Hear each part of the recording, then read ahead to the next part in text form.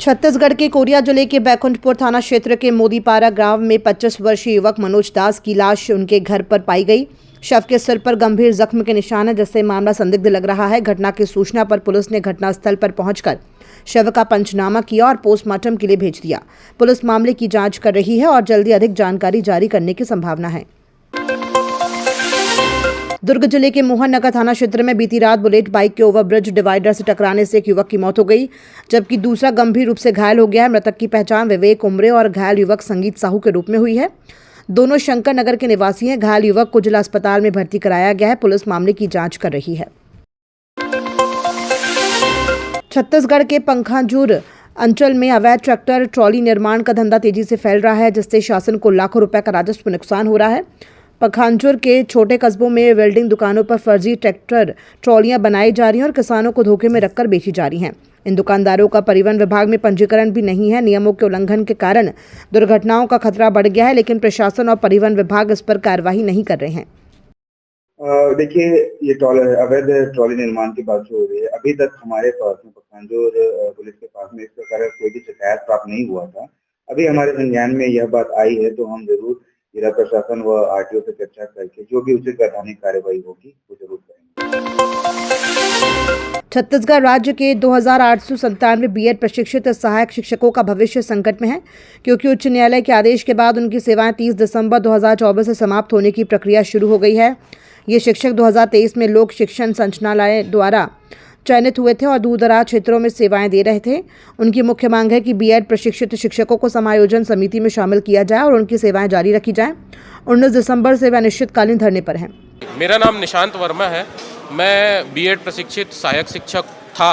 अभी फ़िलहाल में हमारा टर्मिनेशन लेटर जारी कर दिया गया है सरकार के द्वारा। तो हम सरकार से यही मांग कर रहे हैं कि हमारा बीच का रास्ता निकालते हुए, जैसे कि लैब असिस्टेंट में 4200 पोस्ट अभी भी वैकेंट है पूरे छत्तीसगढ़ में, तो हमको वहाँ पर समायोजित किया जाए। और अभी जो है हम 1 महीने से जो है तूता स्थल पर सरगुजा से चलते हुए 350 किलोमीटर का रास्ता तय करते हुए हम जो है रायपुर के तूता में अभी भी धरना दे रहे हैं। बट अभी तक कोई भी सरकार का प्रतिनिधित्व आ करके कोई भी नहीं बोला है कि हाँ आपके लिए रास्ता निकाला जा रहा है। बस उनका यही कहना है कि एक कमेटी बना दी गई है, उसका कोई टाइम बाउंडेशन नहीं है कि कमेटी कितने दिनों में रिपोर्ट देगी, हमारे लिए सकारात्मक रिपोर्ट आएगा भी कि नहीं। तो इसलिए हम चिंतित हैं और अभी आचार संहिता भी लग जाएगा, तो हमारी नौकरी कैसे बचेगी हमको ही नहीं समझ में आ रहा है। जी नहीं, हमने जो है हम 3000 की संख्या में है और हमने सीजी का गजट, छत्तीसगढ़ का गजट और भारत का गजट जिसमें प्राथमिक शालाओं में बीएड को शामिल किया गया था, उसको देखते हुए हमने जो है एग्ज़ाम दिया, मेरिट में आए और मेरिट में आने के साथ साथ हमको नौकरी मिली। इसमें बस ये है कि कोर्ट ने 11 अगस्त का कट ऑफ डेट डिसाइड कर दिया था कि 11 के पहले की नियुक्तियां होगी जो बचेगी और 11 के बाद की नहीं बचेगी। बट हमारा जो मेरिट लिस्ट है वो आ चुका था 4 तारीख को। अब एक कैंडिडेट का बस ये काम होता है कि वो तैयारी करे और मेरिट लिस्ट में आए। मेरिट लिस्ट में हमने आया। आगे की जो काउंसलिंग की प्रक्रिया होती है वो गवर्नमेंट के हाथ में रहती है कि वो कितने दिनों में नियुक्ति देती है, चाहे वो साल भर में हो, 2 साल में हो। जैसे कि आप देख ही रहे होंगे, ऐसा ही उनका मेरिट लिस्ट आ चुका है बट उनकी नियुक्तियाँ अभी तक नहीं हुई है ना। तो वो हमारे हाथ में नहीं होता, वो गवर्नमेंट फॉल्ट है। हमारे हाई कोर्ट के ऑर्डर में भी यही लिखा है कि government has made an error, है ना। तो गवर्नमेंट ने एरर किया है, उसका भुगत हम रहे हैं। हम जो है अभी तूता स्थल पे है और अगर हमारा समायोजन नहीं होता तो हमारे घर वाले भी यहाँ पे शामिल होंगे और लोग जो है वहाँ पे बैठेंगे, जन आंदोलन होगा। देखिए, जो बीएड प्रशिक्षक सहायक शिक्षकों का आंदोलन है, उनकी मांगों के समर्थन में छत्तीसगढ़ बचाओ आंदोलन, छत्तीसगढ़ मुक्ति मोर्चा, किसान सभा, सभी संगठन उनकी मांगों का समर्थन करते हैं। और आज हम ये मांग कर रहे हैं कि जो गलती हुई है वो न्यायालय में राज्य सरकार द्वारा पक्ष ना रखने के कारण ये स्थिति बनी है, लेकिन नियुक्ति जो है वो राज्य सरकार ने दी है। और आज जो परिस्थिति बनी है कोर्ट के ऑर्डर से, तत्काल राज्य सरकार को एक ऑर्डिनेंस लाना चाहिए और ऑर्डिनेंस ला के जो है इनको उसी पद पे बहाल करना चाहिए।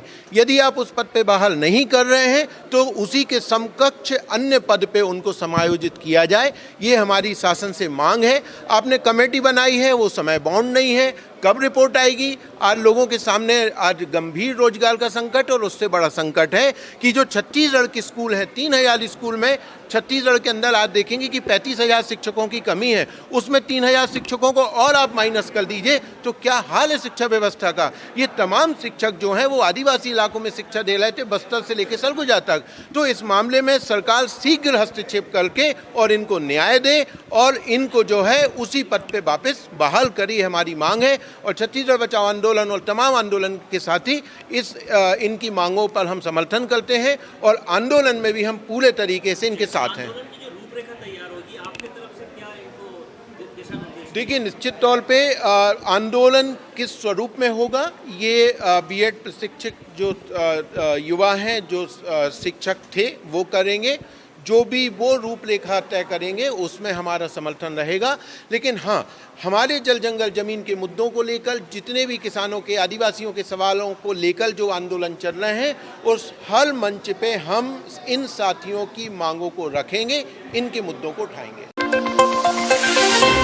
नया रायपुर के राखी थाना क्षेत्र में 6-11 जनवरी के बीच सूने मकान में चोरी करने वाले 2 आरोपियों को पुलिस ने गिरफ्तार कर लिया है। चोरों ने सेक्टर 28 स्थित नीरज कुमार राय के घर का ताला तोड़कर एलसीडी, लैपटॉप, साउंड सिस्टम और अन्य सामान चुराया। साइबर क्राइम ब्रांच और थाना पुलिस ने सीसीटीवी फुटेज की जांच कर आरोपियों को गिरफ्तार किया। एक आरोपी फरार है जिसकी तलाश जारी है। पुलिस ने चोरी का सामान भी बरामद कर लिया है।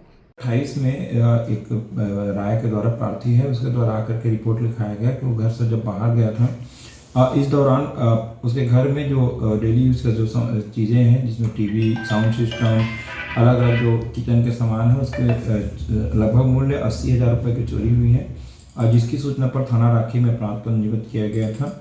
जिसकी विवेचना पर प्रकरण के जो आसपास के जो गाँव के जो रहने वाले लड़के हैं, छोटू टंडन और उसके 2 और साथी के द्वारा उक्त घटना को कारित करना पाया गया, जिसमें प्रकरण के जो 2 आरोपी है उसको विधिवत गिरफ्तार किया गया है।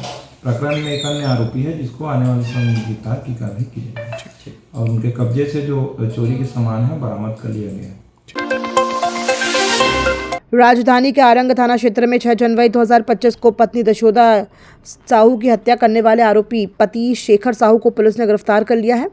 शेखर ने चरित्र शंका के चलते गला घोंटकर हत्या की और शव को शमशान ले जाने की कोशिश की। पुलिस ने आरोपी से कड़ी पूछताछ की, जिसमें उसने हत्या की बात कबूल की है। आरोपी के खिलाफ हत्या का मामला दर्ज कर उसे गिरफ्तार किया गया। थाना आरंग के ग्राम गौरघाट में 6 तारीख को एक महिला यशोदा साहू की मृत्यु हुई थी और जिसको उसके जो परिजन हैं, उसका ससुराल वाले, और वो अंतिम संस्कार के लिए ले जाने वाले थी। इसकी सूचना थाना में मिलने पर थाना प्रभारी आरंग राजेश सिंह तत्काल मौके पर पहुंच करके और बॉडी को चेक किए, जिस पर प्रथम दृष्टिया जो मृत्यु है वो संदेहास्पद लगा, जबकि गला में 2 निशान थे। और जिसके बाद उसको डॉक्टर की जो विशेष टीम है उसके से पीएम कराने के लिए स्पेशलिस्ट डॉक्टर की टीम के द्वारा मेकाहारा भेजा गया, जिसमें मेकाहारा में उसका इलाज हुआ, पोस्टमार्टम हुआ। पोस्टमार्टम पर उसकी जो मृत्यु है वो गला दबाने से होना पाया गया, स्ट्रांगुलेशन मिला, जिस पर प्रथम दृष्टिया धारा 302 जो पुरानी IBC की धारा है, जो वर्तमान में 103 के तहत अपराध पंजीबद्ध करके विवेचना में लिया गया, जिस पर पाया गया कि मृतिका का यशोदा साहू का जो पति है शेखर साहू, उसके द्वारा उसके साथ गला दबा करके उसके चरित्र पर पूर्व में जो शंका करते हैं, जिसके कारण गला दबा करके हत्या करना पाया गया। इसमें आरोपी को विधिवत गिरफ्तार करके जेल दाखिल किया गया। छत्तीसगढ़ में आज पारंपरिक लोक पर्व छेर-छेरा पुन्नी धूमधाम से मनाया जा रहा है। इस दिन को पौष पूर्णिमा और शाकंभरी जयंती के रूप में मनाने की परंपरा है। सुबह से ही बच्चों की टोली छेर-छेरा मांगने निकली है। प्रदेश के वित्त मंत्री OP चौधरी ने कृषि मंत्री रामविचार नेताम के घर